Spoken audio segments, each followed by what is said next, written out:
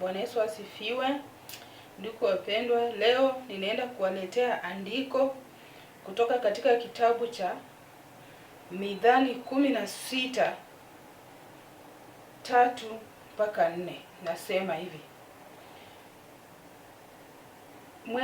Mwekee Mwenyezi Mungu kazi yako, nayo mipango yako itafanikiwa.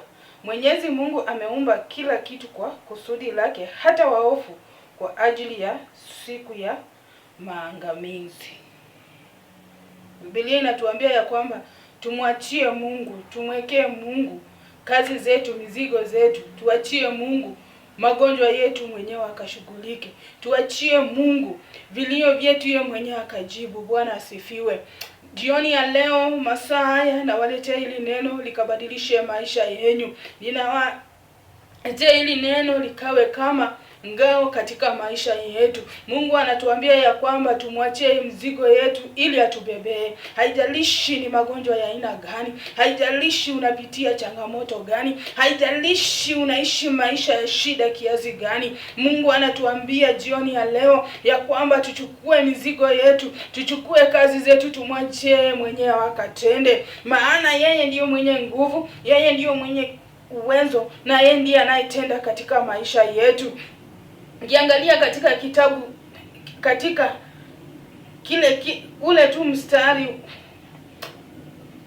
ule tu Mithali 4, Mwenyezi Mungu ameumba. Mwenyezi Mungu aliumba kila kitu kwa mfano wake, na yeye mwenyewe alijua mwizi, akajua hata na ule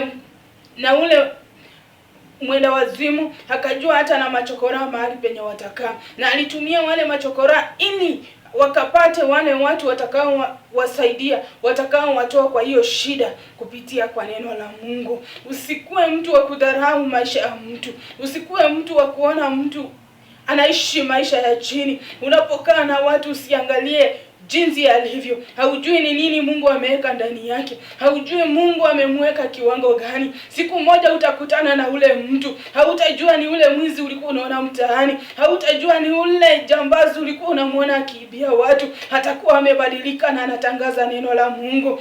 Biblia inatuambia jioni ya leo ya kwamba tuwe watu wa kuheshimu watu wengine. Tuwe watu wa kuwaombea watu wengine. Unapoona mwenzako amelemewa, usimwache kwa hiyo shida. Mshikilie mkono ukaenende na yeye. Bwana Yesu asifiwe. Bwana Yesu asifiwe tena. Ninawaletea hili neno likawe kama neno la baraka katika maisha yenu. Ninawakumbusha ya kwamba Mungu mwenyewe ndiye aliyeka kazi ya kila mmoja, na Mungu ndiye ajuaye jinsi unavyoamka asubuhi ukienda kazini, na ndiye anayejua jinsi utakavyotoka huko ukirudi. So tuchukue kazi zetu, tuchukue mawazo yetu, tuchukue mizigo yetu, tumwachie Mungu akatimize kwa jina la Yesu Kristo.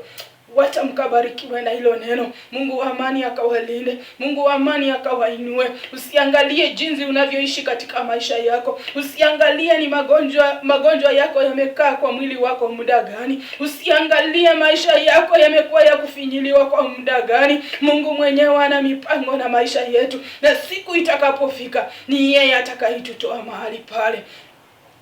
Mungu wa amani awabariki. Mungu wa amani awainue. Mungu wa amani akawape uponyaji wa mioyo zenu. Mungu wa amani akawatwalie utukufu na amani itokayo kwao. Katika jina la Yesu Kristo.